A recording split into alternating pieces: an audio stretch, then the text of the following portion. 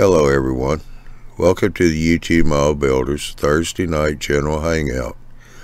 Thursday's hangouts are for the general discussion on model railroading that we all can set a topic to discuss for the night.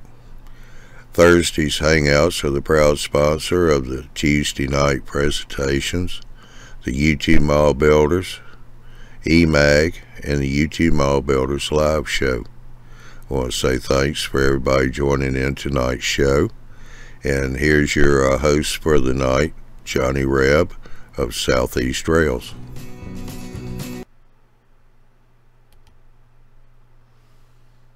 Hey everybody, hope everyone's doing good tonight.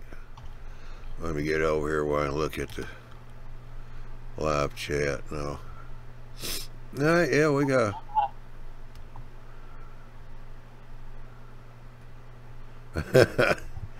Okay, well, we got Cabana Bob, AJ.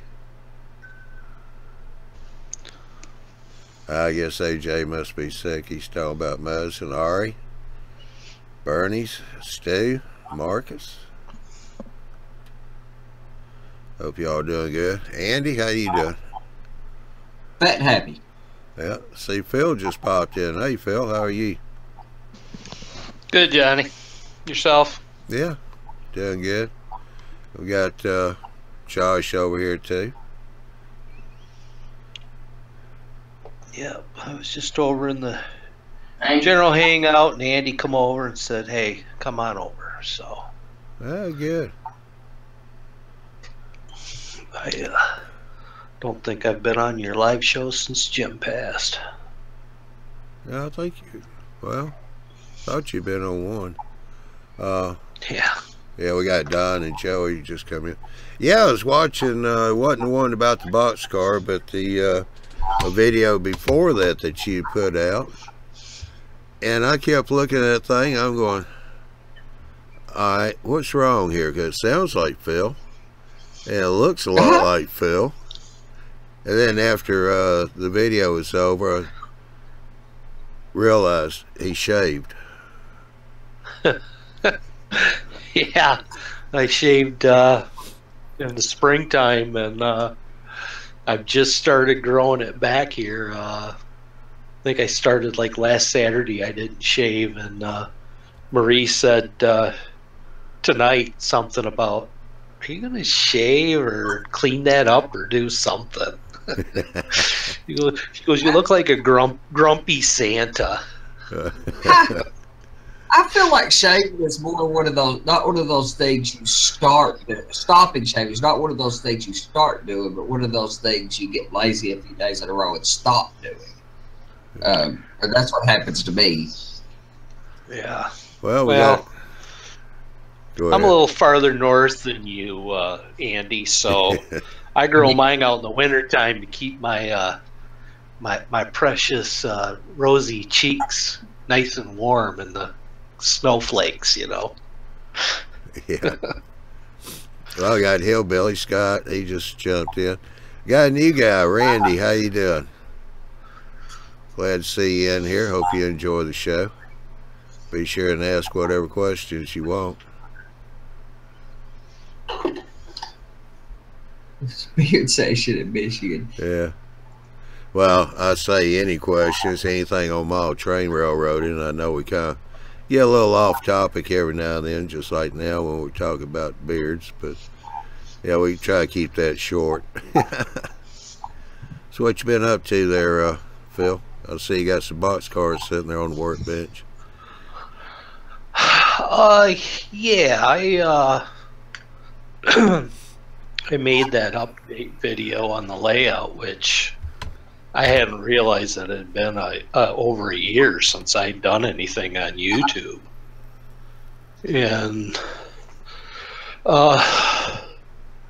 so I had done some layout scenery and stuff like that, but I don't know, probably talking to Ralph and watching a lot of other people talk about weathering boxcars, I thought I would give it a whirl and see, you know, what it was all about. So I've actually built quite a few Athearn blue box undecorated boxcars, and I put like my logos for my railroad on them and a few others. And what I'm doing now is going back and painting up the trucks and the wheels and trying my hand at weathering to see if it's something that I enjoyed or am any good at. And I'm really enjoying it. I'm enjoying creating the decals and making them myself and doing the weathering and things like that. So that's really all I've been up to. Besides life, you know, we all have other life things that always seem to take us away from what we really want to be doing all the time. Oh yeah. Well, that really seems to be right up your alley, brother. Which, I mean, we all know you as an artist, so it seems to be right up your alley. But you're a natural at it. They really look good. Well, thanks, Andy. I appreciate that. Well, I mean, but you know, I'm not very picky about anything, so there is that. They really do look great. Right. Yeah. Yeah, I know Andy you're not picky. picky. Yeah. Right. What I've actually enjoyed here the last week or two is I'm really not into graffiti on railroad cars. Me either. I hate it. Right. I hate it too, but it's there. And it's out there, and I'm thinking, well, if I'm doing this whole freelance railroad thing, then I need to at least have a couple boxcars with some graffiti on it. Well, what's your era? What's your era? What are you targeting? I'm targeting 70 through 80. Yeah, okay. Graffiti exists. See, in 1950, I get the benefit of nothing you would call traditional graffiti. The railroad graffitied their own cars of sorts by marking on the side of them with chalk. So I do have to recreate that some. But there was, you know, in the 50s, for whatever reason, maybe spray paint wasn't around or something, but we don't have that god-awful graffiti. Yeah. Well, People have more respect for property. Yeah, I was just going to say that exactly. I think so. I did do some research on graffiti, and in the 70s there was graffiti, but a lot of it was single color, black, red, white, and it was used a lot like in the New York subways and any of the subway type transportation systems. And so, like I said, there was some color that was used, but nothing like what we have today. I mean, you got to think of it as art, even if it is destruction of other people's, you know, property. Some of the stuff that these guys do is pretty amazing with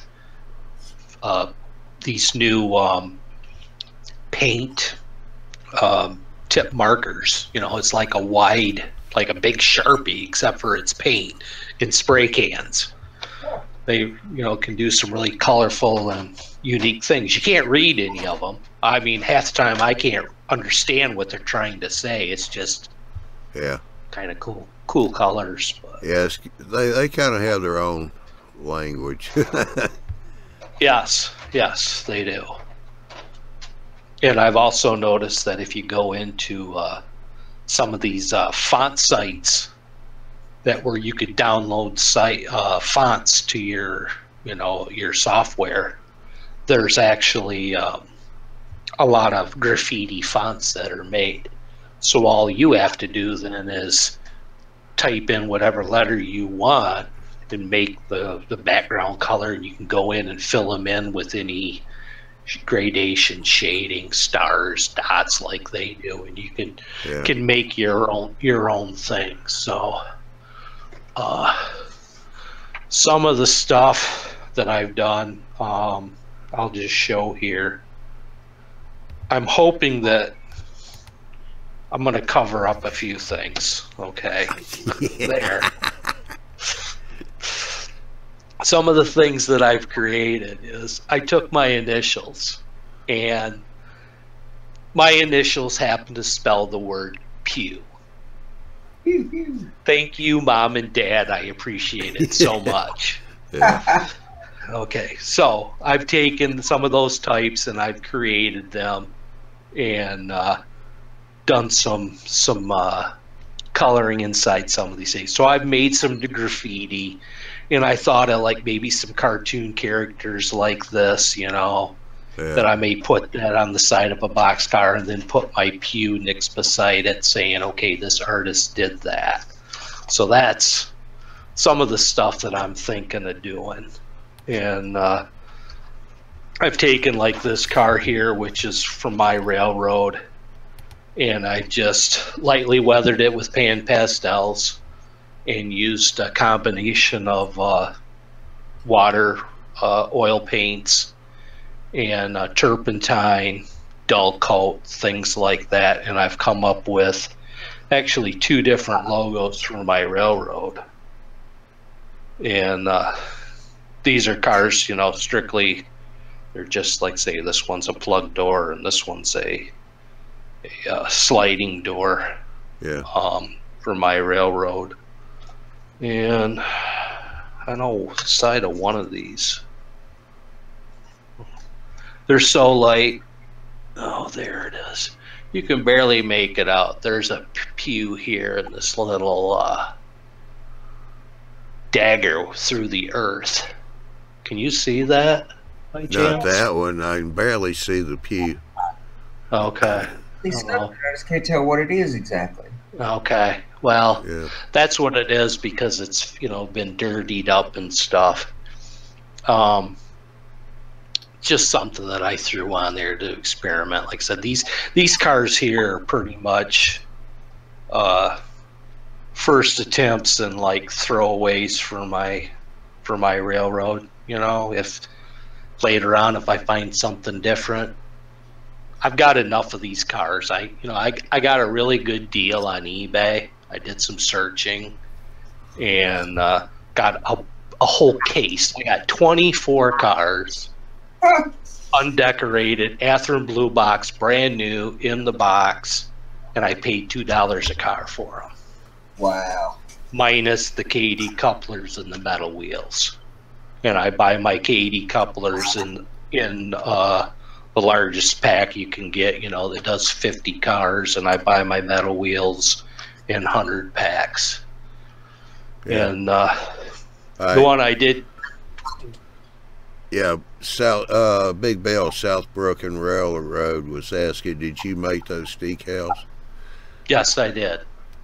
These are decals that I actually made on my inkjet printer using paper that I got from a website called Decal Paper, and they make special kind of decal paper for decals like this for putting on coffee mugs, t-shirts, a variety of different mediums that you put through an inkjet printer or a laser jet printer that you can create your own decal of anything and put it on basically whatever you want.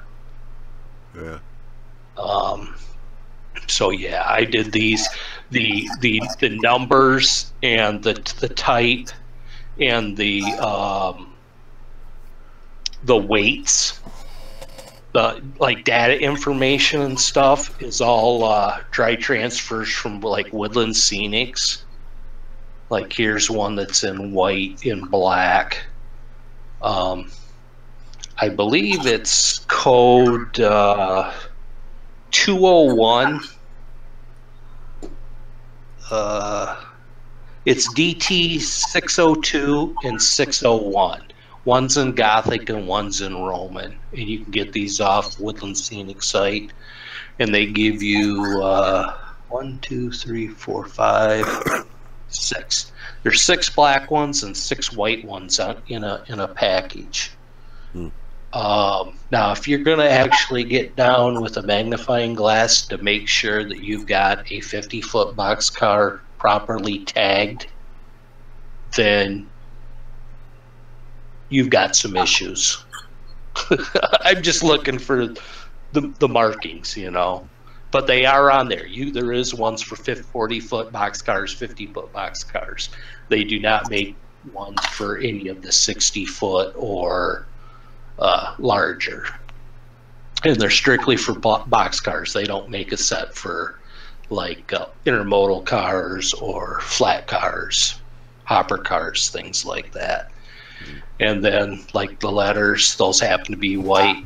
It's just a sheet like this from Woodland Scenics, and you just put them on and get them positioned and you know, put them on like that. And then the one that Andy came and had talked about, this is a Atherton Blue Box, a refrigerated car, and I painted it using the Badger Model Flex railroad colors. Yeah. They have, you know, quite a few. This boxcar originally started out as the CNN orange, and it's very close to like what they call reefer orange. Badger doesn't make a reefer orange. They make a reefer red and they make a reefer yellow, or a caboose red, excuse me, a reefer gray and a reefer yellow, but they don't make a reefer orange. And it's very close to the orange that was in like the fruit growers that they used back in the, you know, early 70s and late 60s when they started making these mechanical refrigeration cars. And these decals again are it's a different company, but it was a dry transfer. So it's not your typical water slide type decal. And I put those on and then went through using a combination of 2 different people that I watched. And one's Ralph Rossetti, which we all, you know from our channel. The guy does phenomenal work, you know, using coils and sponges. What's that? He's as good as anybody out there in model railroading at large. Right. Yes, he does really good work, and he's so tedious. Ralph would make a really good fisherman because he's got the patience. And to do really good weathering, you got to have some patience, because you start getting worked up on this and you just kind of like, it's like a snowball going downhill. You start to get a little bit faster and you want to move on, and before you know it, you've made a mistake or something. But and the other one is a guy that you really like, Andy, is that Mike Coughlone. Yeah, I like. Yeah, so I took Mike's techniques and Ralph's techniques and kind of combined the 2 together, along with another guy that I've watched on YouTube. I think his name's like Dave something. I can't think of it. And what I've done is I kind of combined all 3 together, and I did some experimenting and what works good for me, and that's what I came up with my first boxcar. This is my first one that I ever did, and then I went, and this is what I call heavy weathering. Oh yeah. The other ones are any lighter weathering, where I've taken like one panel and made it a little bit darker, and the funny thing is these video cameras do not give these things justice. No. When you actually take a picture with a camera, and you know, it's like, wow, you know, I see stuff in a photograph that I can blow up that I don't like about these cars that I didn't notice while I was actually doing them. Now, I don't know if that's just because of the high quality of the digital age of photography, or if it's that my eyes are just that, bad. One of the two. Probably my eyes are just that bad. A younger guy with really good vision could probably see, different things with it. Well, the thing about it is, Phil, if you're taking a still picture, doesn't matter how good your eyes are, the camera sees a lot more than you ever will see. Yeah, and once you've taken that picture and then you go back and look at it, that's when you start seeing this stuff. Yeah. I guess I never really thought of it that way, but I think you're spot on that. Yeah, because I've been telling people, I've heard it before, is once you get done with something, when you're working on it, take pictures of it. Then go back and look at the pictures. Because you're going to see details you didn't see the first while you were looking at it. It's kind of like when you're looking for something, looking for that one pair of pliers, and you've thought about it so hard, been looking so hard, you've looked right over them. Right. Yeah, it's when you've walked away for a while and then you come back, you haven't thought about it, and then you see them laying right there on the workbench. I got a couple comments here. Okay. Let's see, South Brooklyn Railroad, Big Bill. I must say those cars are weathered very well. John D. Phil, how do you know which numbers to use when numbering your own railroad rolling stock? I've got an answer for you you're just going to love. Yeah. It's my own railroad, okay? And it doesn't matter, because what I do is when I go to my sheet here, these are clean sheets, I don't think I've used them, and there's numbers that are in a row, like let's take these big ones here where you can see a 3, a 6, a 4, 0, 8, 1. Depending on how many numbers I want, that's what I cut out, and that's the numbers I use. I use them right in order because it's easy to line up. Oh, that's like cheating. I know it is. I know it's like cheating, but do you really know if that number is really? I mean, I do make sure that none of my numbers are the same. I mean, I've been real. When I first started buying boxcars, it was like I want a bunch of Dow Chemical cars for my Dow Chemical side of my layout, and I started buying every Dow Chemical thing that I could find that I didn't have. And then after I did that, I was like, oh wow, I've got like 3 of these and they're all the same road number. Then I started buying, being specific and looking for ones that are different road numbers from what I have, and now I've got to where if they've produced it in a road number, I probably have it in that particular Dow Chemical, no matter if it's a Canadian one or one from Texas. There were a few that were actually made from here in Midland that were labeled that way. But as the years went on, most of them were in Texas or Canada. And I make sure that I have, different road numbers. And when it comes to actually operations, I haven't gotten that far yet, but I do know that all my rolling stock that's going to be on my layout will have an opposite, or there won't be anything that'll have the same road number. Yeah, so, yeah. Yes, I cheat that way. I make it as simple for me as I can. Yeah, well, now, South Brooklyn, Big Bill, his comment was, that is just brilliant. Brilliant. Well, thank you, Bill. I very much appreciate that. And Bill had also asked, do you work off of photos? This is the problem that I've came up with. I found a mechanical refrigeration car, not one that was the Great Northern. So I did have a picture that I looked at to get some shading and where some rust was on this car. But I don't think Great Northern ever owned a mechanical reefer like this. Yeah. So it's a fictional one, for me. And yes, I have. I mean, all the guys that are really good say use a prototypical photo. And I've looked, but a lot of the problems that I've really started to run across while doing that, looking for a prototypical photo, is I can find the type of car that I may have, but the problem was the picture was taken in the 1990s. And they're rusted up extremely bad. And I modeled 1970 to 80 is what I run on my layout. And so I have C&O, and I also have the switch over into Chesney system, which didn't start till 73. I also have Sioux Line. And Sioux Line cars,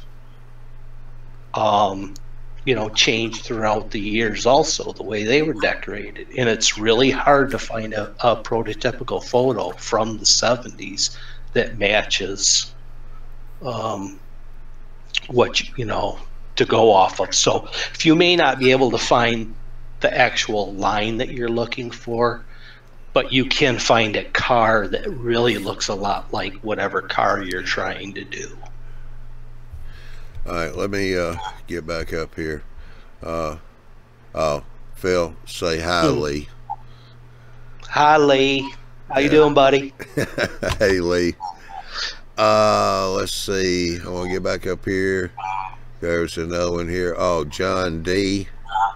said that was that's what I was hoping for. Thanks, Phil. That's on the numbering system. Oh, yeah.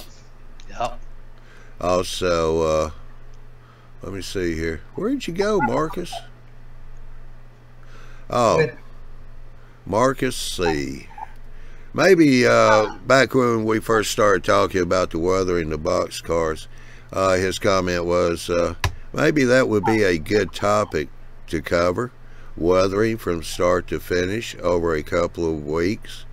It's a good idea. Guess what, Marcus? If you go to YouTubeMallBuilders.com and look at the Tuesday, Wednesday schedules, you'll notice on Wednesday, Ralph Rossetti's Weathering Clinic is going to start October the 24th. Cool. The name of the show is going to be Weathering Bench to Mainline. All right. What it is he's going to take the clinic that he does at shows, and he's going to do it here live on Wednesday night once a month. So yeah, we got a weathering clinic coming up. And I guess also I need to go ahead and we got another new show that started last month, and he's going to be going again this month. Is Into the Locomotive Shop with Joe. That's going to be Barry's doing the IT, and I think Bill is still going to be hosting that show. So that's another good new show that we've got that just started up. So we'll be ending the year with 2 brand new shows. That's cool. I did see the live show that was on a Wednesday, and I enjoyed that. It did really, it had some of what I do, but it was a different scale. But once you get past laying your track and the train is actually running, or even before that, all the tools and the techniques, it doesn't matter what scale. All that information is transferable. Sparky's over here going, Sparky 107, 107. Go making comments about him going over seeing Vinny and them. This is funny. He says, sorry, we kept my trip top secret, LOL, until I got there. I'm sorry, Sparky, but we knew you were going over to Vinny's before you even left. Because you'd already talked about that previously. Mm-hmm. The gentleman that asked about the road numbers, I will make another comment. If there's a specific road number that you want on a locomotive, caboose, piece of rolling stock, with the dry transfers, it's fairly easy to cut out each individual number. Get them lined up on your workbench. And with a piece of Scotch Magic Brand tape, the stuff that's frosted and removable, you can get those in line and put that over top and then transfer it to a boxcar and rub those on and then lift that off. The only issue with that is that you have to make sure that you work from the opposite of when you're weathering. You want to work from the bottom towards the top, and you want to make sure that you put your dry transfers when you're taped towards the bottom edge, or vice versa, I guess, if you could work from the bottom down. But that tape, once it touches a dry transfer that's been put on, it'll take it right up right away, real easy, unless you've gone through and you've sealed that with a dull coat. But it is, I think it's easier to use the dry transfers for your numbering than it is to use decals and float each number and try to get them lined up. Now that just may be me, I think they get a better result too, especially if you want a slightly faded effect. You could just not rub certain spots to kind of get some misses where that's a little harder with a decal. Yeah, actually, that's true, and that's one thing about using the tape is that if you go to pick it up and there's spots that's not, and the stuff's still on the transfer, you can push that right back down because you don't peel up the tape all the way, and go back and rub that on.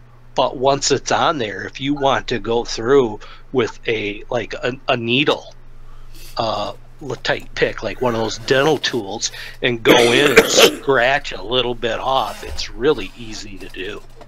Yeah. I just like working with it better too, so. Yeah, you're not dealing with a clear carrier or a white carrier.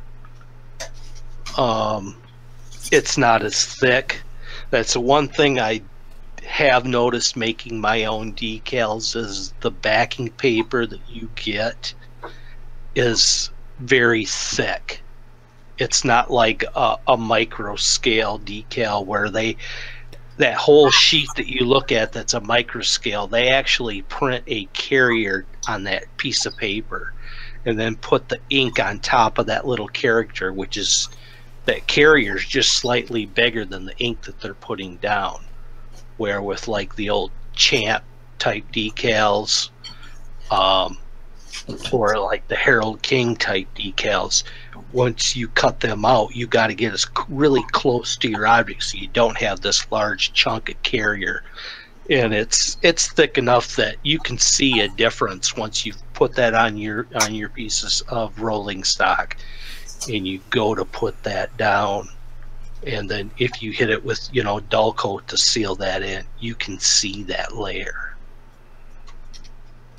Yeah, well, you're going back in time with Harold Keegs and some of those are that's old school. Well, a lot of that stuff is what I have, because a lot of that stuff's all that's available, because there's not near. Yeah. Back when I was coming up the hobby 20 years ago, painted cars were common occurrence, and decals were common.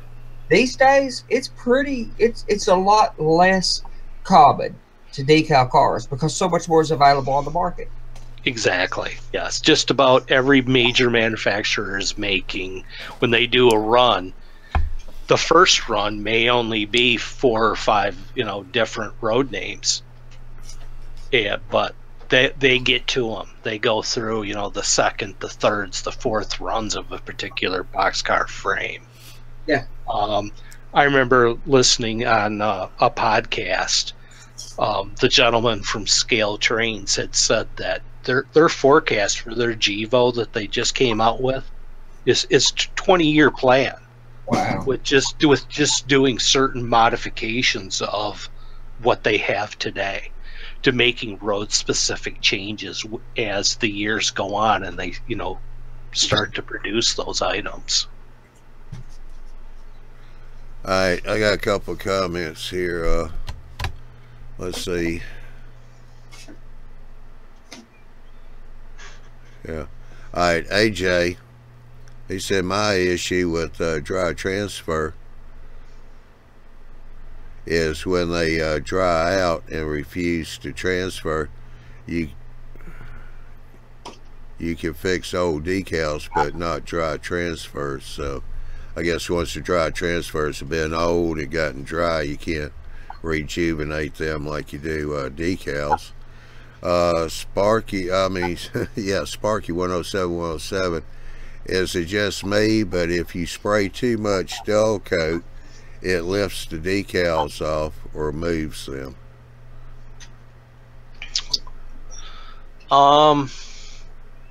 That could be.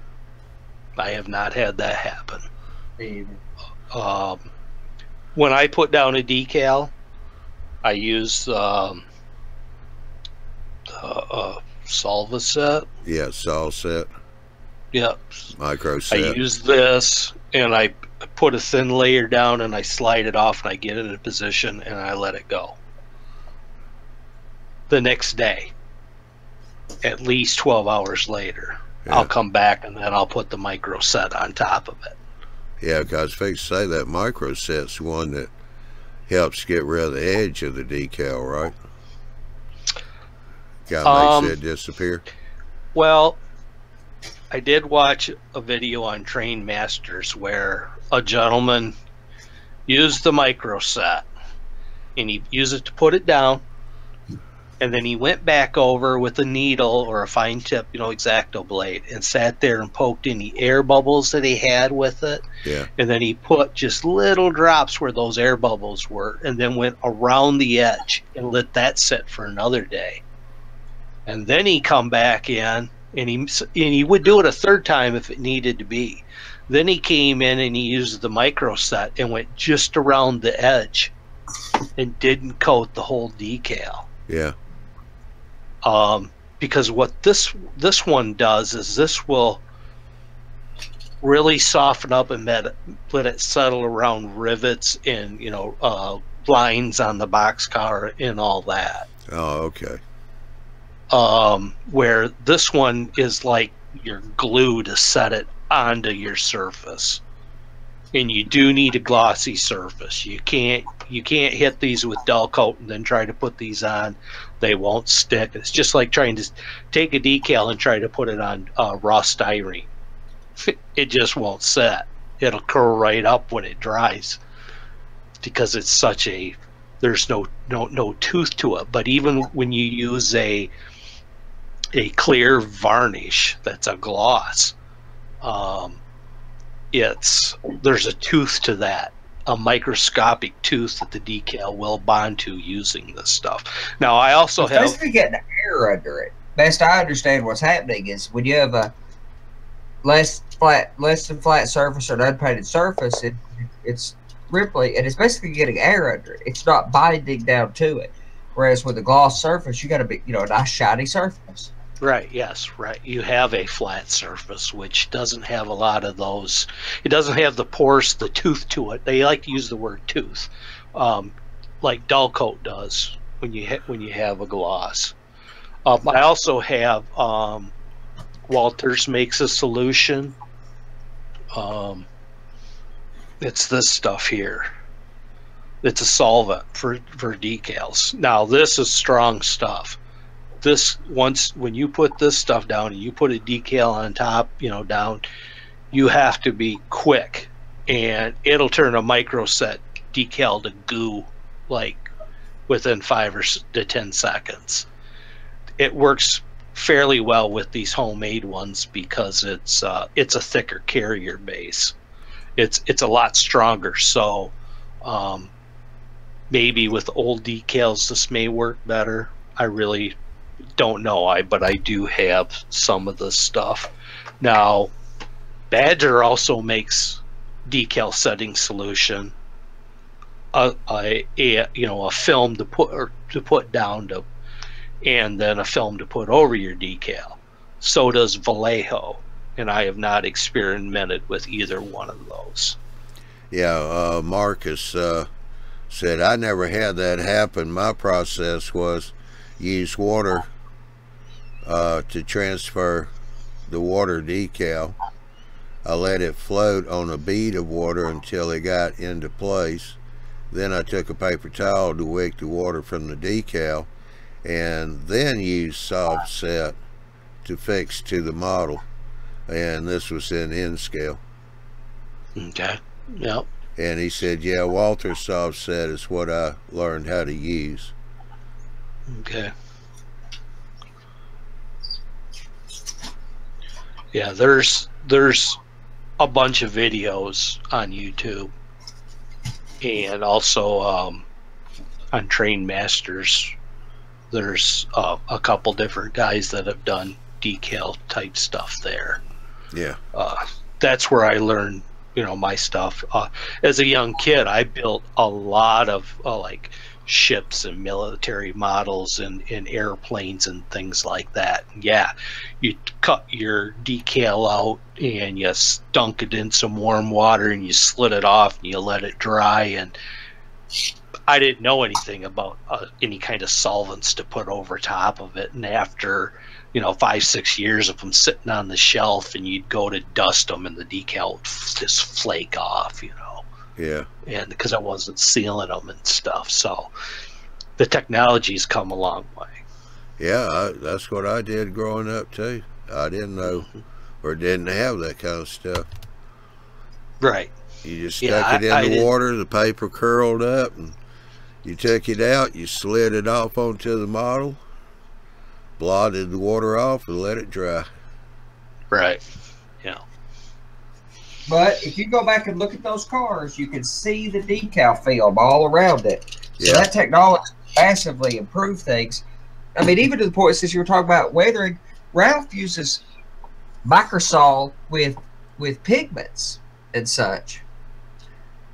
I'm pretty sure Ralph was saying that. I don't know what the advantage is. I mean, it might be like super wet because it produces that suction effect to suck them down. But I've seen at least several people, and I'm pretty sure Ralph talking about using microsol mixed with pigments, like what I would use alcohol or mineral spirits for.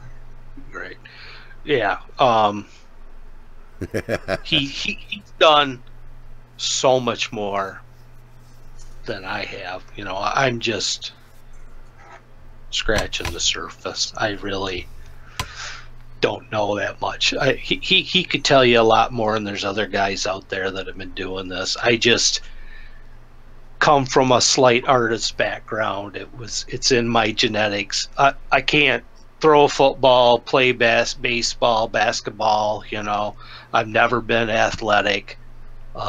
Grew up pretty much as a nerd, and art was something that I took all the way through school, and so this type of thing is more artistic, and it comes more naturally to me compared to other things like electronics.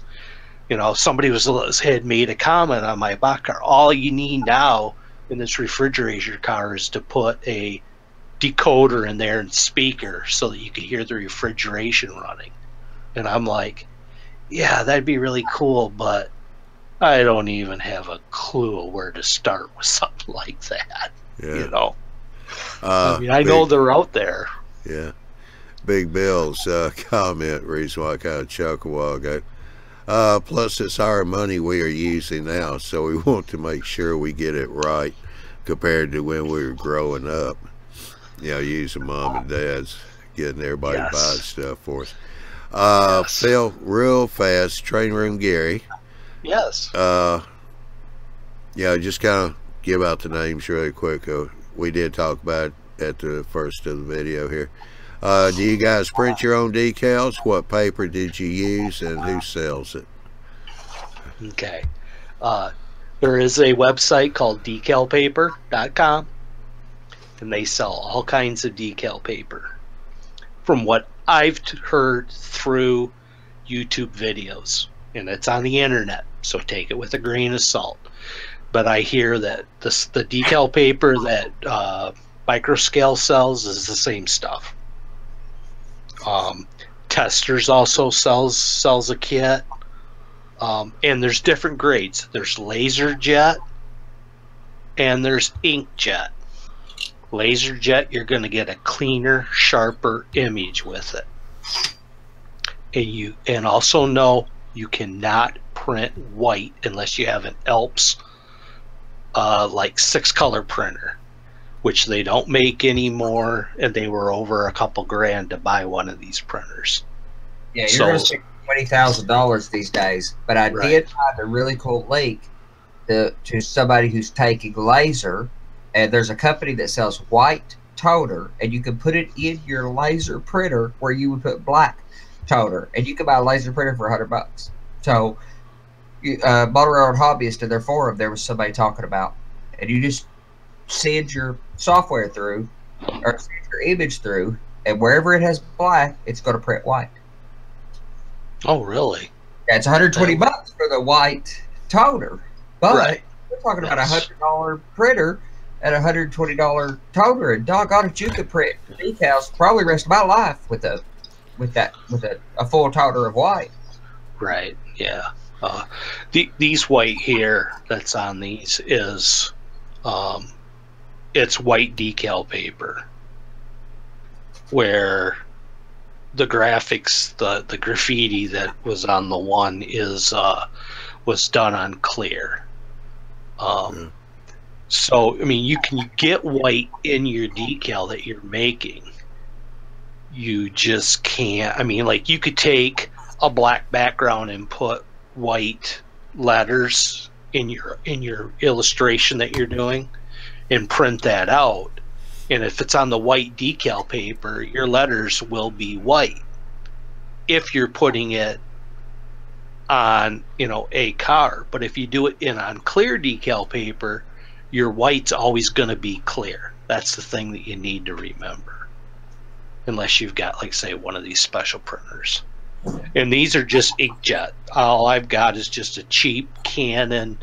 It was a $60, I think, Canon printer. And I'm doing, when you design your own decals, you want to do them big. You want to use 72 point type, and you want to do them as big as you can. And then when you reduce them down to the right scale that you want, you don't lose a lot of detail. The detail carries down. If you do it small and have to blow it up, then it gets real pixelated and doesn't turn out looking good. Especially true with image. Right. I mean, it happens to text too, but especially with images.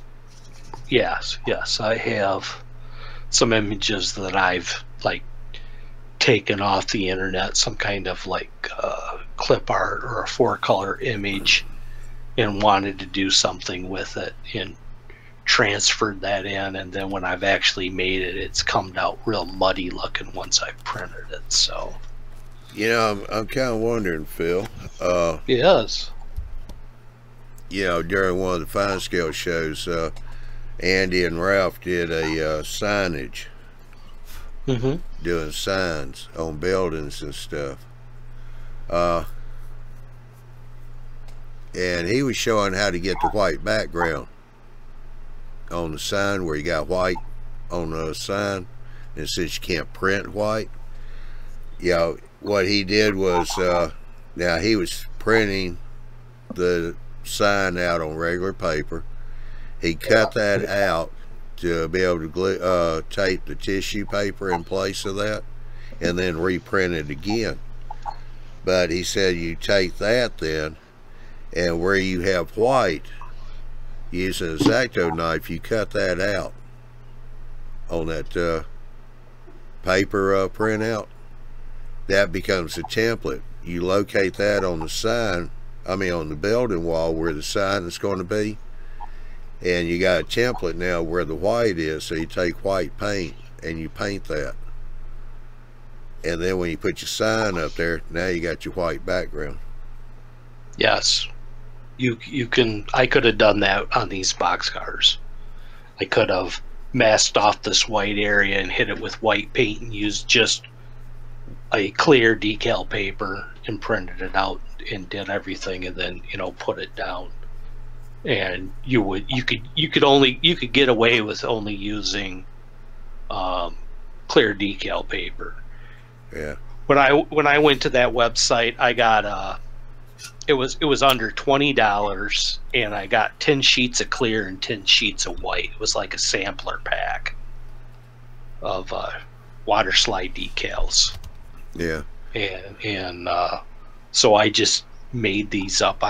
When I did them, when I print decals out, a sheet of decals, because it is like this. It's an 8.5 by 11 sheet. Yeah. And if you've seen some of these people that do it, I don't want to give names away. Yeah. I don't want to offend anybody, but some of these guys put too much, and there's not enough room to cover the image, the area that you want to, like, let's say you're doing a window, and you want this, you want your film to cover the whole piece of the window, and there's something else that's right next to it. Where when you do it yourself, you can control it, but you can create, you can put a lot on these sheets. So I guess what I'm trying to say is that you want to make sure when you print these out that you're not throwing, you're not doing just 3 or 4 pieces of logo on an 8.5 by 11 and then, throwing it away. I mean, there's a way you can cobble it to go back through your printer, but I don't want to get into that. Yeah, yeah. Real quick, Tim goes, Johnny, you driving or in a hurricane? Sparky says it's sounding good. So, Tim, the only thing I can say is, and I'm just kidding when I say this, maybe you need to put the pickles back in your ear.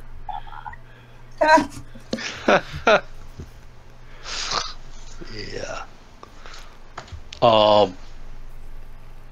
Well, Andy and Johnny, you both have some homemade decals that I made.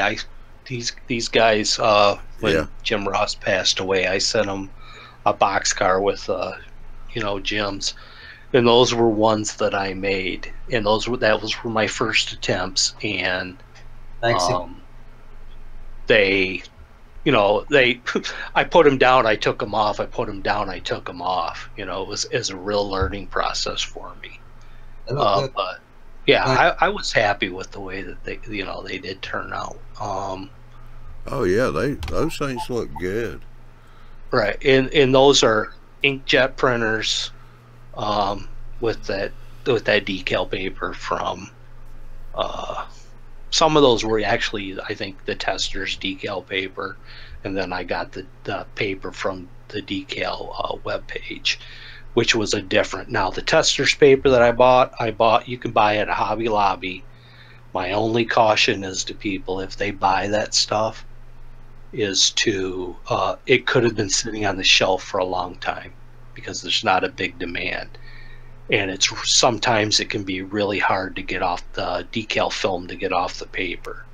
And if you put that decal film in your water, it should only be in there for, I'm going to say, 10 to 30 seconds. And when you take that out and set it on a paper towel and just let it sit for a minute, it should just slide right off that paper, no problem. If it's not, it's old decal paper, and I'd contact the people that you bought it from and see if you can get your money refunded or have them replace it. Yeah. Yeah.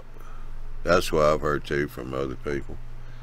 Mm-hmm. Especially at hobby shops, you gotta be careful because, it's been sitting around for quite a while, gotten old. I got a bunch actually stored back here in storage units, like, I don't know how old they are, in my storage room. They're pretty old. Josh, you probably got some stuff back there we don't even want to know about.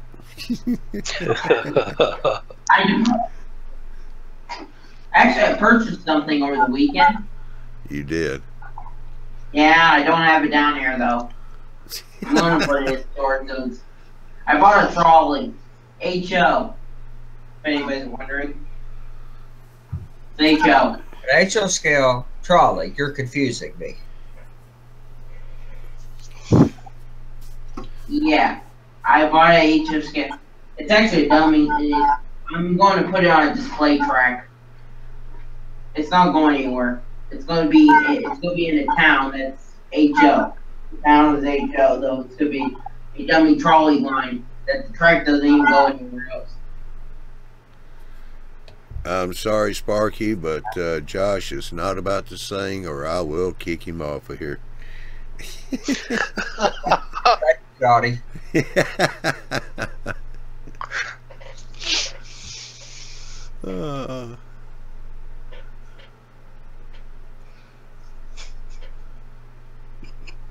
You know, I missed that video. I did see where Josh posted a video of him singing, and I was a little busy, so I didn't get a chance to really watch it. So, but I'm just messing with Josh. Okay, yeah. That video. Take this job and yeah.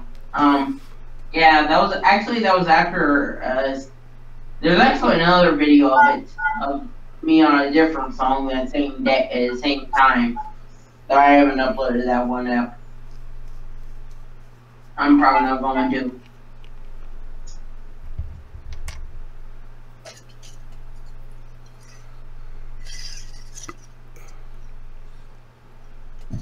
Yeah.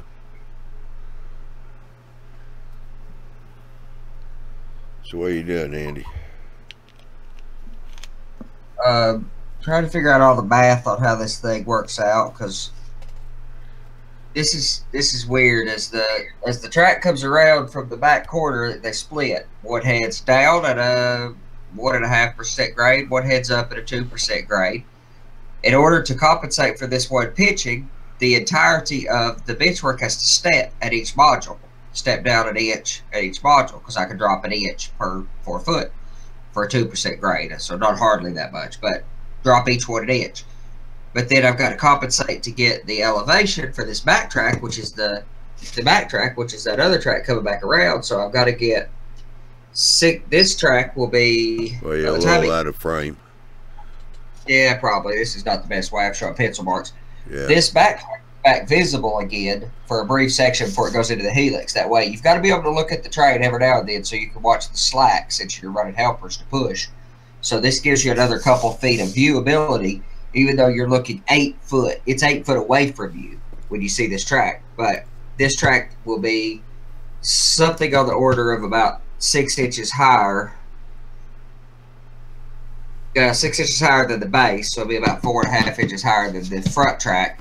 This one heading down into the bottom, into the helix, and then goes down to a lower deck. This one hits the helix right above it and spins its way up to the top deck. But getting all that alignment, dealing with the fact that they're both on 2 different grades, the entirety of the shelf is on a grade, and the shelves are stepping each shelf. So there's a little bit of math. Yeah.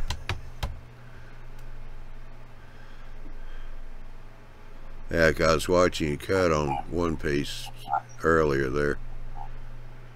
Yeah, I needed to bring it over here close enough so I can still talk on the mic, or so I can still be close enough to the microphone. I've been thinking about this for long enough. I mean, I played the whole thing out, laid out all the track work. I changed it a little bit since, but I laid out all the track work at the same time for the back module and these 2 modules here, the front of the helix that has very little track on it. It's a big 8 foot long module that's entirely a town. It has a 3 foot strip of track on it, 4 foot strip of track, whatever. That's all. But scenery has always been much more important to me than track. My layout is meant to have a very high scenery to track ratio. I mean, if you're walking around in Appalachia today or in 1950, the scenery is overwhelming, and it just happens to have a track that takes up a little bit of space, you know, that you're coming through. And I wanted that effect. So when you stand in that aisleway back in front of that town there, you're standing in front of the aisle. There's some track work on this back module, which, like I said, I laid out at the same time. And that module, over the last 3 weeks or so, is completely covered, ground covered, dirt, roads, you know, all of that the last couple of weeks. And then these two modules, just figuring out all these grades, you know, I've been held up. All right, well, Sparky 107, 107. Andy, can you just use foam and keep the shelves at the same level? Step up the bench work every 6 to 8 feet, then or down.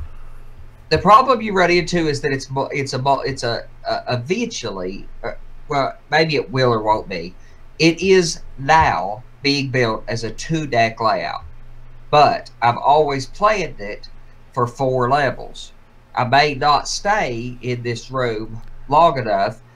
You know, I'm going to build these levels and get them operational and scenic and everything before I ever consider building 2 levels below. And by that point, I will have either committed to building a building in the backyard or building my new home. But I do have a plan for the lower levels below. But the key to the reason I use styrofoam over wood, and there's a bunch of reasons why now: cheaper, faster, lighter, prefer working with it. There's all those reasons. But the reason I started doing it this way was looking for that super thin benchwork. So if you build a 1x4 or even a 1x3 benchwork, you cannot, your frame is as thick as my modules are, including sloping scenery and culverts and scenery below the track. My modules are 3 inches thick from track to the bottom at the thickest. Short of, if scenery needs to go below that, like my river basins, they're deeper than that. My river basins are 5 inches deep. So in those cases, I slope down underneath and, of course, on top to build that up. Like the river on this that big module will be 5 inches deep, even though the module itself is only 3.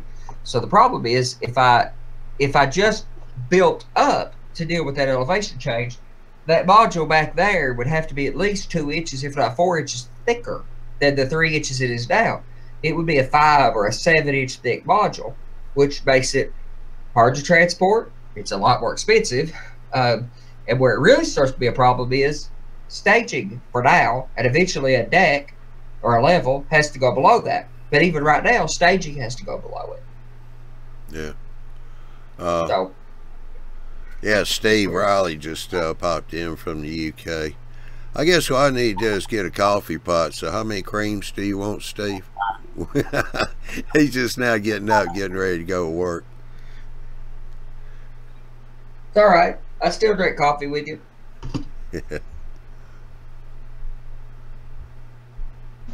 Yeah, coffee doesn't do anything for me anymore. I drink coffee and go lay down. Yeah, me too. Lay down and fall asleep. Sure.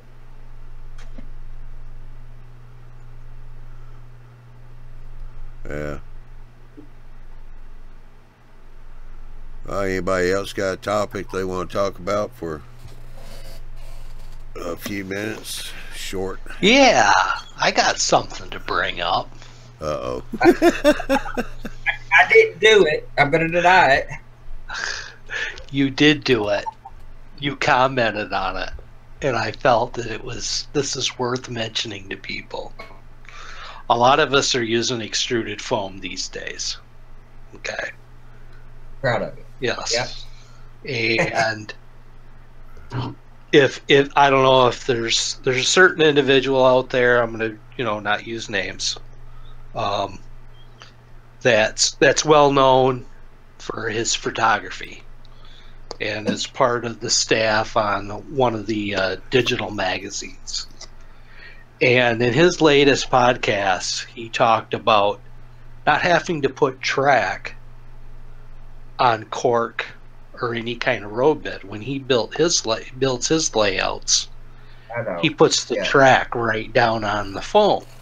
Yeah. And a lot of us are using Homosote or still cork or like in my case, I don't know what made me decide to use it, but I used the Woodland Scenics, foam. And I'm not regretting it, but, it's just so unethic or unout of the ordinary. People just, if you've got high humidity areas, apparently the stuff doesn't work real well for you, which I don't have a problem with. Where I happen to live or in the situation where my layout's at, but I felt that was a very interesting topic. So let's assume that this random person that we don't know who you're talking about mostly builds dioramas. And correct. So I agree. There is no scenic or physical or mechanical reason why you can't just lay track right on styrofoam. Even if you hand lay it, if you use fast track turnouts or something, put it right on styrofoam. That's fine. It's just loud. So, I mean, I go out of my way because what I want to hear is these locomotives that we pay so much money for and the decoders that we pay so much money for. And I don't want the volume to have to be so loud that you hear it all over the room and it's rattling my brain in my head, because there's empty space up there, so it bounces around. I don't want that effect. So my goal is to make the unnatural, and some people say, I put gashes in my rail every 5 1/8 inch, every scale 39 feet. And I'm not saying you can't hear it, but it doesn't sound the same. It sounds tinny. It's not, you cannot recreate the effect of sound mechanically that big, heavy, multi-100-ton cars, or many tens of tons cars, you can't recreate that physically. You've got to create that with circuit boards, electronics, and speakers. So I need to get my trains mechanically as quiet as possible so that the electronic sounds can really shine. So the only thing traditional I did on my layout is Homosode. And I agree, it's not for most people. It's too hard to work with. There's all kinds of caveats, but I like working with Homosode. And I've got a really good method of Homosode on foam core with weather stripping, where it sets on the styrofoam so it kills all the sound.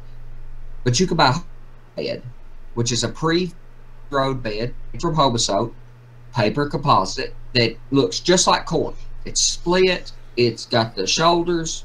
It's cork form made into Homosode. I would suggest laying that on top of the styrofoam, probably. Something. You got to kill the sound. Right. And in this podcast, there was talk of one of the gentlemen used a thin layer of like basswood, I believe he said, like under his turnouts, and actually used a router to route that area and out. Louder. I think that if you take your styrofoam and it's on a solid bench, it wouldn't be as echoey as if you took a frame like what mine is. I built a module system where I have a 2 foot by 4 foot module that's built, and then I put plywood on top of that, and then the 2 inches of styrofoam on top of that. So there's this open grid that is almost like a bass speaker underneath, and it does make things, louder. But this gentleman was talking about, he has a running layout in his house. He does not have an operational layout in his house. It could be run that way, but he's the type of person that just wants to put down trains and let them run while he's doing other things. They're loud. It probably is. I haven't really noticed in any of his footage if it is loud. I've been. What's that? I've been there. Okay. You're breaking up, Andy. Yeah. Yeah, just lost his connection. Okay. But happy I built my layout the way I did, even though I thought of this before I'd ever seen his stuff. I agree with him. 99% of what he's doing, I agree with, but I care about sound in a way that he doesn't care about. That's the only difference. There's nothing wrong with it. Right. I just care about style. Now, do you think that he takes his ties and adheres them to the foam and then puts his rail down and spikes his rail to that wood? He does. He has, but Okay. not much. He uses Flex Track, microengineered Flex Track. He puts it down with liquid nails, regular liquid nails, not liquid nails for projects. So liquid nails for projects is a glorified white glue, kind of. Whereas liquid nails is which liquid nails eats styrofoam. So you have to paint your styrofoam first, and you're adhering it to the paint mostly. But it has a rubberiness to it, a latex quality. That would help some, but I could tell you it's louder than I would be comfortable with. And I've experimented when I was building mine, or when I was first playing with it, and everything I have done, other than the Homosote and weather stripping and stuff, the styrofoam, especially standalone styrofoam, and then especially that little cavity that's under there for all my cabling, is absolutely a sound cavity. It would be awful if I didn't stop the vibration from carrying through. Yeah, I'm just wondering, Phil, since you got framework, soundproofing, you notice is going to be, if it's the foam, it's the egg crate foam. And the reason for that is, sound waves hit that, and those little pips will break the sound wave. So I'm just wondering if you take some of your scrap foam and just stick it up under your layout, to the bottom side, if that wouldn't help break up the sound. It would help. Keep the workbench from magnifying it. It would help. It would stop some of the down reflex sound, but you get sound reflecting up, sound coming out the side, sound in every direction, so it would help stop some of it. It would help. There's no question. And even though I am entirely in love with building out of styrofoam entirely, I still think that a side bending roadbed is maybe not necessary, but very, very desirable. Yeah, Big Bill says here, well, as old saying goes, one man's ceiling is another man's floor. Whatever works for you and what one can afford. I've never heard that expression that way. I've heard. I like that. That's good. Leave it to Bill. You've probably never lived in an apartment, then, have you, Andy? Yeah, I have, but I never lived in a New York multi-stack thing. This is Kentucky, brother. We we just figured out how to build stairs the last decade or something. So that's like none of that back. I never noticed it because I always owned it at home. I lived with my parents. When I became an adult, I moved out and I owned my own home and da-da-da-da-da. Yeah. And due to life circumstances and changes, I ended up living in a apartment for some time. And oh my God, it's amazing the things that you can hear. Well, the people above you, below you, beside you. I don't think I could do it. I'm knocking on 40 years old, my entire life living in a place where all four walls were mine and mine alone. Yes. I've lived in a place where the kids next door running down their hallway jiggled the racks in my oven. Yeah. Yeah. It was very hard to deal with. Needless to say, I didn't live there for, I think I made it a year. Yeah, I probably would too. I just back to what you're saying. It's and to back up Bill's point, what is your target that you're going for? If you're building a diorama, you have an entirely different set of criteria. There's a lot of things in common, but you have an entirely different set of priorities. But if you're building a layout, you have a different set of priorities. If you're building a layout with high quality track work, you have other criteria on top of it. If you care about the sound, and I massively do, you have another set of criteria. And if you don't want to build a frame, you got another. And if you don't want to climb under a layout, all my wiring's on top. I don't want to climb under a layout. Ever. I hate the idea of climbing under a layout to run wire. So everything's on top. All of that criteria together kind of, orchestrated what ended up being the final plan for mine. Right. And I like what you did with taking the foam and carving a thing out, and each piece of track being on a piece of homosote and having that fit into the area. So if something does happen in that section, you can go in and, you know, pull that piece right out and, you know, take it to your workbench and work on it. That's it. And build the turnouts that way. I could sit right here and build turnouts because they take hours to build these turnouts. I mean, you think it's crazy there's 500 parts in a 3-foot section. There's more than 500 parts in a turnout. So setting, it take me, you know, it take me a day to build. It take me a good late evening on a Friday or Saturday to build a turnout. It's a long process. So it's about everything you're doing. And I agree with Bill. He was saying, I do believe his layout's more than 2 years old. It seems to be running good. His layouts are around, parts of his layout are around 10 years old, and it does run fine. I don't see any problem with laying flex track directly on the styrofoam mechanically. No problem whatsoever. It's going to shrink a little bit. Mine has. In the 3 years since I built it, I've got a little gap right here. But it's so easy to fix. Take a little ground goop, slap it in there. You know, it's none of this stuff's hard to, and mine's sectional like his. I don't have any problem with any part of that. Sound is the only additional consideration that is a requirement to adjust the design for.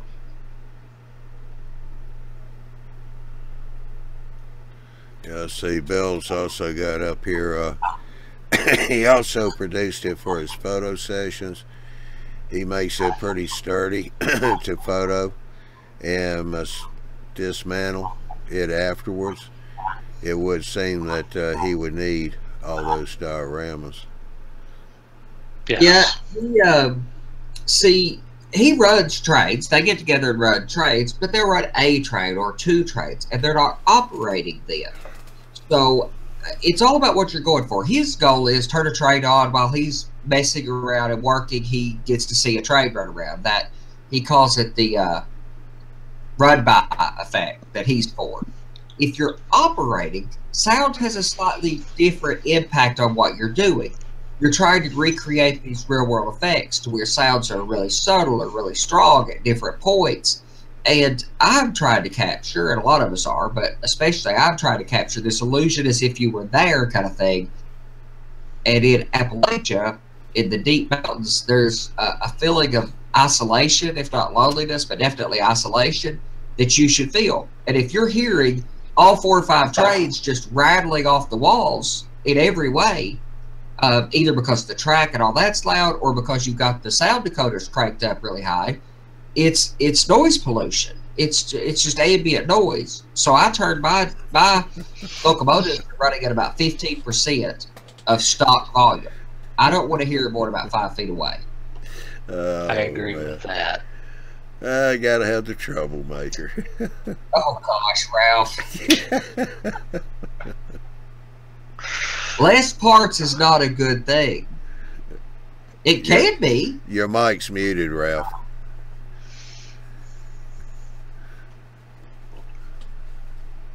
There's less that can go wrong.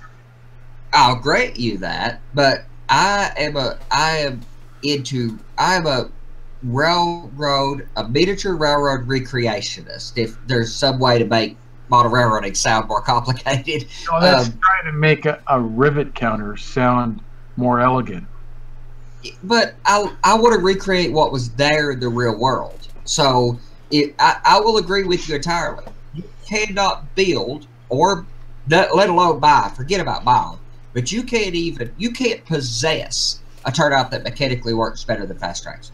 That's the best there is mechanically. But there are, handful of parts in a fast tracks turnout, and on a prototype turnout there are hundreds of parts, and all these cool parts that I love. These little hook tie plates and the supports on the outside of the. I can't think what they're called, that go up to the rail or where the points hit. There's those blocks. I love all that stuff. It's not for everybody, and you can do all that stuff even if you buy turnouts. Microengineering, Central Valley, and even Decals West make all those detail parts. And I'll tell you, other than other than tie plates, you can pretty well add all that stuff to fast tracks. You can, and actually there's a way to get tie plates a lot on fast tracks, but the printed circuit board ties are a serious inhibitor for matching the details one for one with a prototype turnout. Now, for staging, I'm 100% on board. And actually, and even for most people's layout, it's all about where your priorities are. On my layout, there's a couple things that are critical to get right. This is Appalachia. It's at eye level. The track work's right out front, and I care a lot about track work.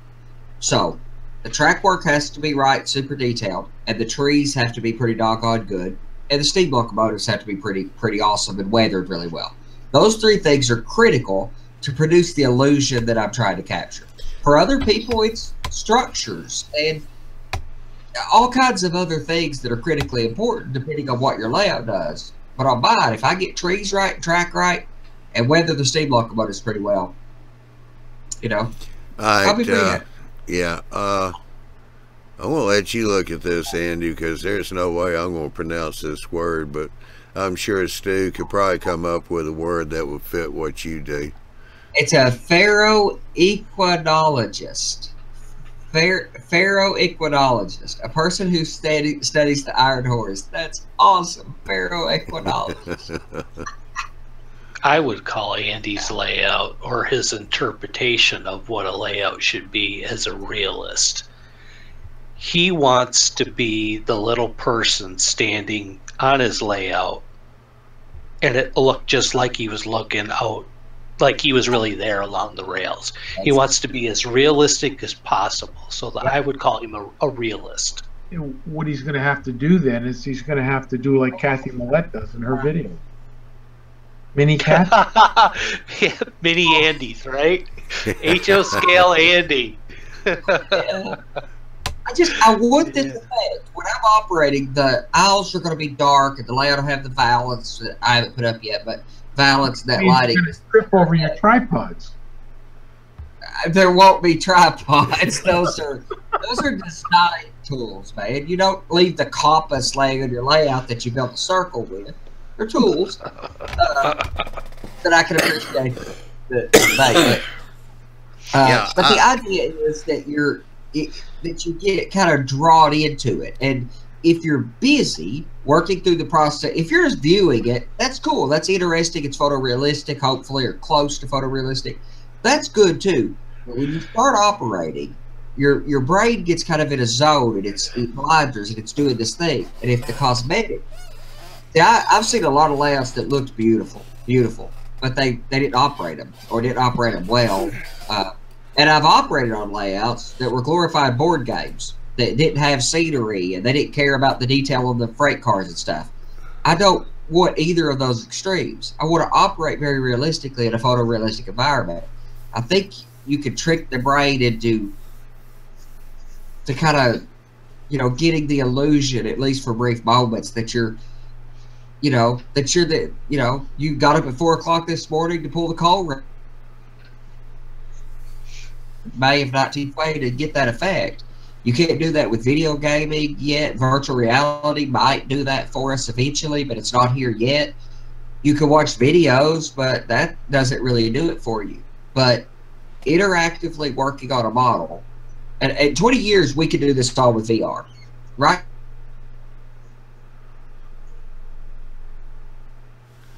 All right, looks like I lost Andy again. You still hear me, Ralph? Yeah.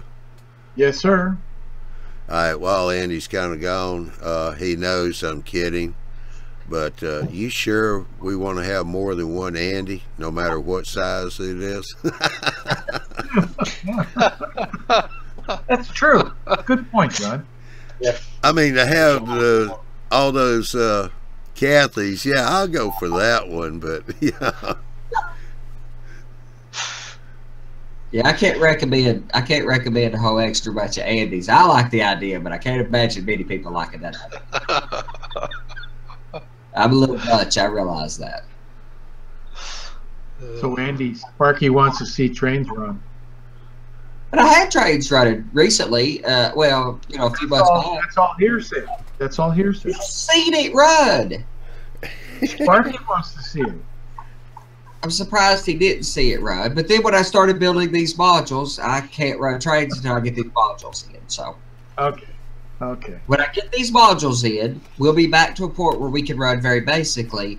But right away, I've got all the stuff and leaned against the wall of the living room, but my wife is not at all happy about that. So I reasonably quickly either got to file for divorce or build these top shelves to use that styrofoam up. So I should be able to get, I got to have the basic top shelf in, even if I just string flex track across it. And I got to build this doggone helix. And then I can operate staging, point to point. I suggest you don't do the divorce, Andy, because I don't think you could convince another woman to tolerate you as well as Angie does. Yeah, She does well with it. kidding. She does. I'm a little much. I realize it. There's Big Bill. Big Bill, how you doing? Uh-oh, he's definitely got some words to say to you, Andy. He couldn't resist. Yeah, he couldn't resist. But now he's going to be quiet.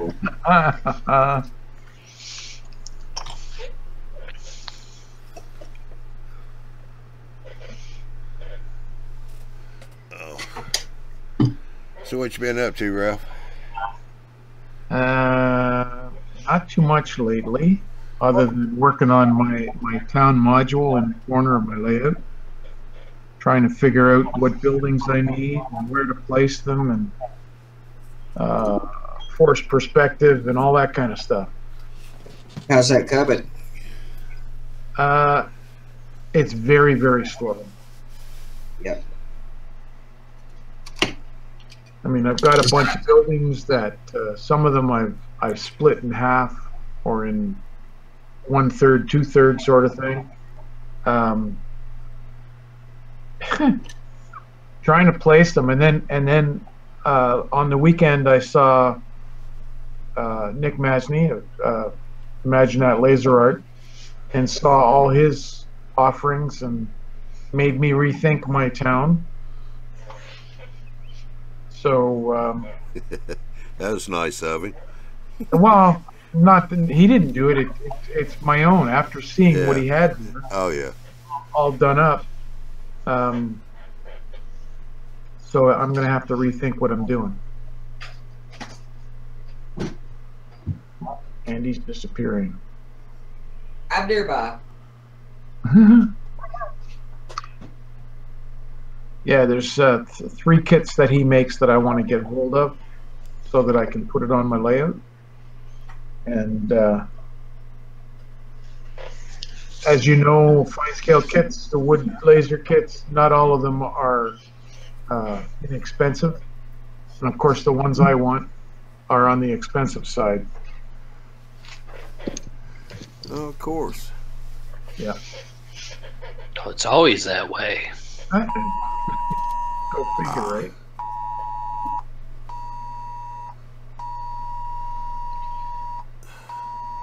Sorry about that. Right. Yeah. Take it out of reverse. Nah, it's a cell phone. We got an alert. Uh-oh, Amber Alert. Yeah. Yeah. Of course, it's going to be way on the other side of town for me anyway, so. Not to say that I live on the good side of town, but.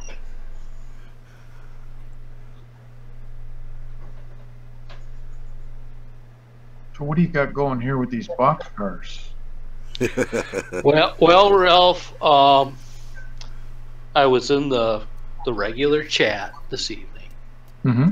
And just before the show started, Andy came in and asked me to come on and talk about my boxcars. So I talked you up real big, and Johnny talked that you were going to have your own show coming out here with showing us how to do this properly, and I was explaining how badly I messed things up. I don't think that's messed up. Thank you, Ralph. That really means a lot to me. From what I can see, Here, I'll blow it up for you. I got it already blown up. I see. Yeah. It doesn't seem that bad. Yes, they look a lot better than they do on camera. That's the best compliment I've ever heard from Ralph. Yes, yes. I will admit that if you notice this side compared to this side, which is a little lighter. Yep. This side, I use a mixture of colors and some water, and I tried the sponge technique that you use. Yeah. My only problem was what I didn't catch from your video was that you didn't use acrylics. So as I'm sitting here with these acrylic paints daubing with the sponge, they're drying up. They're drying up, and I'm like, oh my God. And I had a real hard time getting them back off the car. So that's why this side is lighter than the other side. But that side doesn't look that bad either, from what I see. Yeah. A little bit more weathering on up near the top, and then that'll solve that, or down near the bottom. Yeah.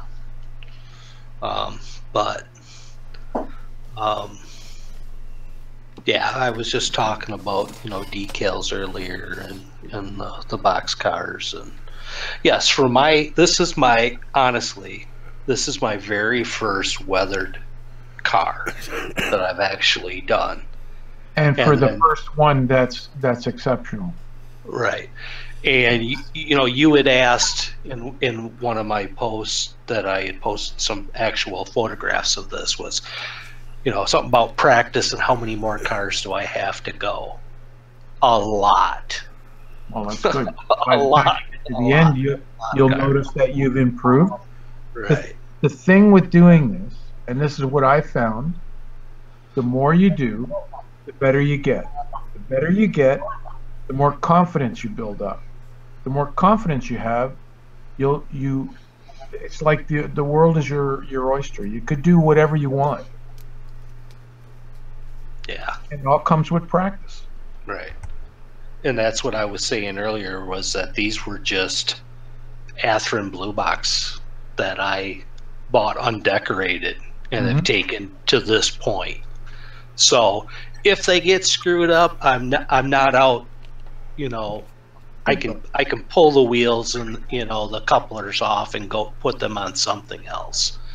The most expensive thing on any of these cars are the wheels and the couplers. Yeah.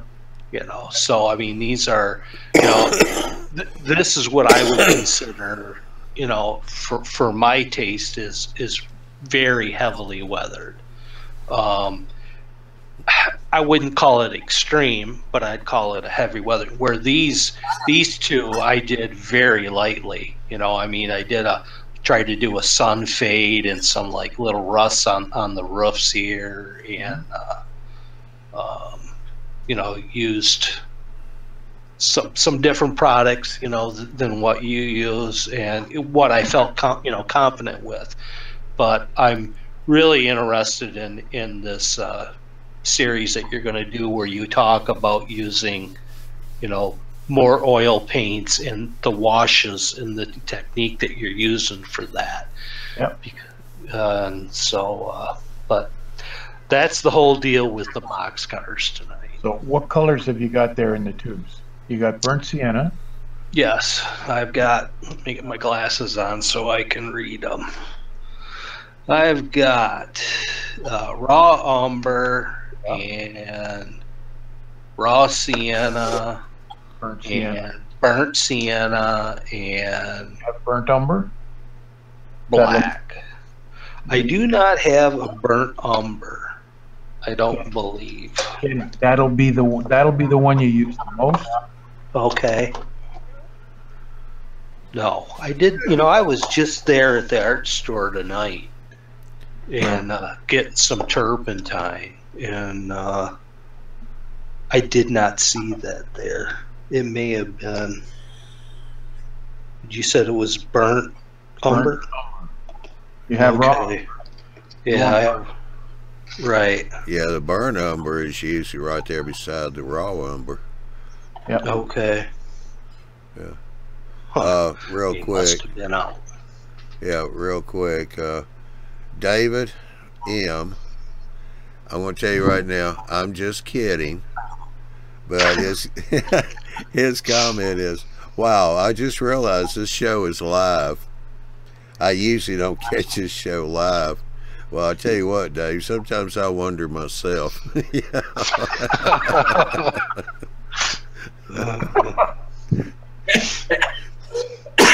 Of course, Marcus is a little jealous of you, Phil. He does N scale. He says, heavens, I wish I could find some undecorated N scale cars for $2 a piece. Even at $5 a pop, that would be great. Yes, there's a certain individual that models an N scale that I really want to make a memorial car for this person. And I have not been able to find a undecorated boxcar yet. I may just end up buying a boxcar and redoing it because, for one thing, when the manufacturers produced undecorated engines and boxcars and stuff, a lot of the roads they didn't offer. Yeah. So they made more of them. And nowadays, these companies are making just about every road name that's out there. And so many of the new modelers are doing modern railroading that there's so few actual railroads anymore. So yes, I was very lucky to find a case, and I mean a case, 24 undecorated cars.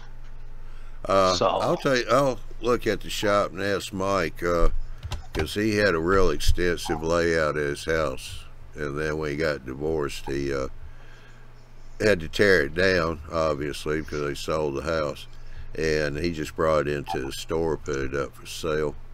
I'll see if he might have anything. You just need one box car. An N scale, but yeah, if you find any HO like 2-bay hopper covered hoppers or 3-bay like air slide type hoppers undecorated, yeah, I'm interested in them. Yeah, okay. Especially for a good price. I mean, I don't know what he's asking, but yeah, well, the HO stuff, used stuff, if it's in good shape, it's closer to about $10. Usually it's running $8. yeah, that's still even a good price. Yeah. Compared to what they want. I mean, there's guys on eBay that have, they want $20 for undecorated piece of rolling stock. That's an Athearn blue box. Yeah. Oh my God. Well, he's saying here, Marcus is saying the problem is these road names you have to wait 10, 20 years for a run, but Micro Trains and Atlas makes undecorated. Okay. Oh, he's saying N If you're modeling a prototype, you're gonna. Yeah, N scale. You'll be better off just buying a car and stripping it. Yeah, that's probably what I'll end up doing. Now, one of the best strippers I've found is a product that I cannot get here in Canada anymore. It's called Chameleon. I've heard of that. It's beautiful stuff. You take a Tupperware container that's big enough to put the car in on its side. You use an old brush or a toothbrush and you pour this stuff all over it and put the lid on and let it sit overnight. Next day you go back with the toothbrush, take it all off, and then sieve all the paint particles out of it and put it back in the bottle because you can reuse it. Yeah. I had a quart bottle that lasted me about 10, 15 years. Yeah. And I finally ran out. I have this bottle here. I don't know if you can see it, but how dark the bottom is. Yeah, that's all the paint that's settled. Right. And this is just 91% isopropyl alcohol. And that was the other thing I was going to say. Alcohol. And the Badger Model Flex paint, that's what is in the bottom of that bottle. I put that in a glass Pyrex dish. Yeah. Dumped that bottle over top and went back an hour later, and it just it was, the car was red, and it took it right off.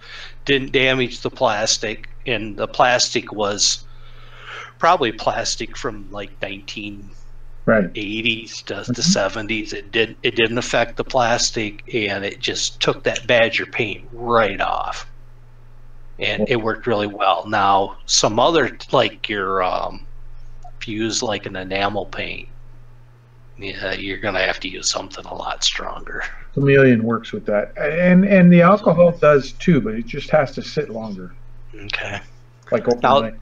there is another product that's kind of like green colored. I can't think of the name of it. Oh, that's shucks. If you hadn't said anything, I'd spouted it right off for you. I keep wanting to say Dirt Be Gone, but that's not it. It's a pretty strong cleaner. I don't know what it'll do to plastic though. This was Gooby?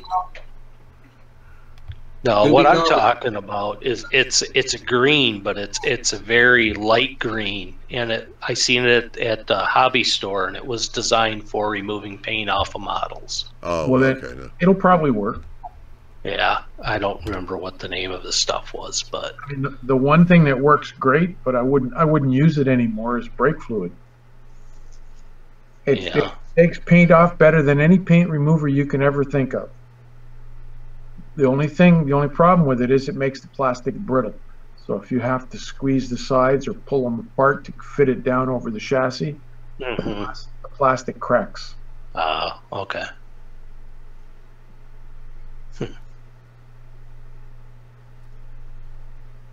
And then I've used Easy Off Oven Cleaner, the stuff you spray on and wipe off. Yeah. That works too. You again, with the Tupperware container, you spray it on the model, all on both sides, cover it, let it sit overnight. Okay. Come back and it'll brush off underwater. Yeah, Marcus says some would use 90% isopropyl alcohol, soak it for a week, and it would take off most paint with a little scrubbing. Yep. I'm lucky. The alcohol that I get from Costco, and I get 99% proof. No, that's good. 91's the best that I can find here in Michigan. 99. I can find 99 at CVS, but you can't find it at Walmart and stuff. But I have to go to a pharmacy. Well, if you got a Costco around, check it out, and if they don't have it, ask them to get some. Comes in a package of 4 bottles, and for what you pay for 4 bottles would cost you for 1 bottle in the drugstore. Yeah, I bet. Yeah, Steve over in the UK said that something else good for removing paint is Coca-Cola.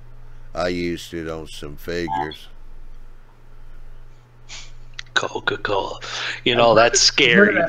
Chrome, but yes, Coca-Cola will take a lot, mess up a lot of things. Yeah, your stomach included. I know. It's scary that we put that stuff in our body, but I'll just Have another sip. Yeah, put a chunk of raw steak in a Coke and leave it about 5 days or something. It'll cook the steak, chemically cook it. Now he'll eat it up too. Yeah, but it chemically, and then you can clean tires with it. So that's exactly what I want to drink is a is a paint thinner that you can clean tires with that also cooks. Yeah, I don't drink pop, so. I've seen, you know, tarnished pennies put in Coke and they come out looking like uncirculated pennies. Yep. So, yeah. Yeah, Steve said it does work. It took about 2 days with the Coca-Cola. Wow. I've used alcohol a lot, but some of them just don't do it. Like the Atlas, I've got an Atlas R3 that I need to strip that's Kato drivetrain, and most people online say that something about the chemical or the paint choices of Atlas cannot be removed with alcohol by itself.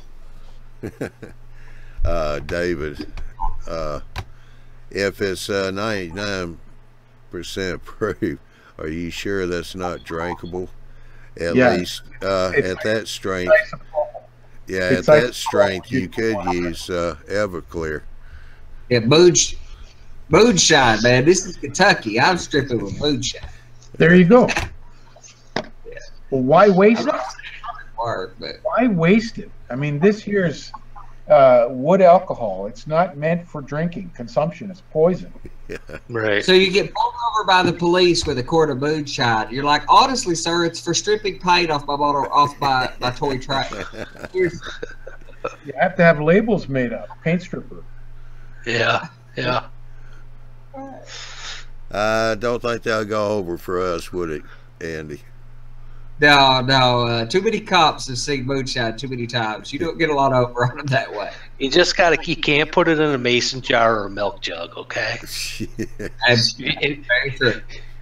If you put it, maybe if you put it like in a future bottle or Arbor All window cleaner, something like that that's already clear, you might be able to get away with it. Yeah, put it in an alcohol bottle. You know, put it in an one of those Windex spray bottles. You get the clear Windex. Yeah. You spray it right into your mouth. Yeah, spray it on your cigarette a little bit, a couple extra squirts. Yeah. Put it over an open flame. Watch the torch. All right. Well, we've kind of ran over. I've been trying to hold about an hour and a half. We're up to almost an hour 48 now. So. Well, that's because I came on tonight. Well, that's true too. I'm like a wind-up toy. Yeah, I hadn't seen you in a while. Need to catch up. So. Yeah. Yeah. Always a good time, Johnny. Yeah. AJ said, "I love Coke. It keeps my innards clean as they whistle." Alrighty, let's get on over here. Yeah, we've had a good show tonight. Let's see. Let me see if I can get back up here and catch this guy's name again, because he was new, so he hasn't made a whole lot of comments here. And maybe I'm bald. I can't keep the names in that long. Where did he go?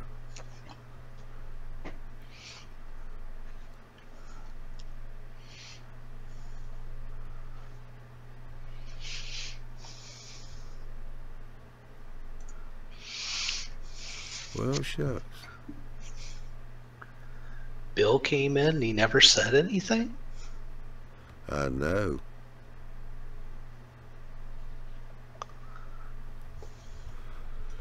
Show's still on? Huh? It's still running? Yeah, I'm fixing to shut down though. I was trying to find I got a new guy in here. I was trying to find his name so I could thank him for coming in. Hope he comes back. All right, let's get this thing wound up here and shut down. Do a little transition here. Want to say go to YouTubeMallBuilders.com. There you can find the schedule for the shows that we do and any other events. We'll post those up there. Our Tuesday and Wednesday shows are at 8 o'clock Central, 9 o'clock Eastern Time. The Thursday night once a week show, and also the Saturday once a month show, is aired at 9 o'clock Central, 10 o'clock Eastern Time. Also, be sure and click on the eMag and sign up for email notifications, so when it comes out, you'll be notified. JD and his team do a good job on that. And like I said earlier in the show, we have a couple of new shows. One has already started. It started last month in September. That's called Into the Locomotive Shop. And that's going to be October the 18th, which is a Wednesday. So that's 8 o'clock Central, 9 o'clock Eastern. Barry's going to be IT in that. Bill, are you going to host that show?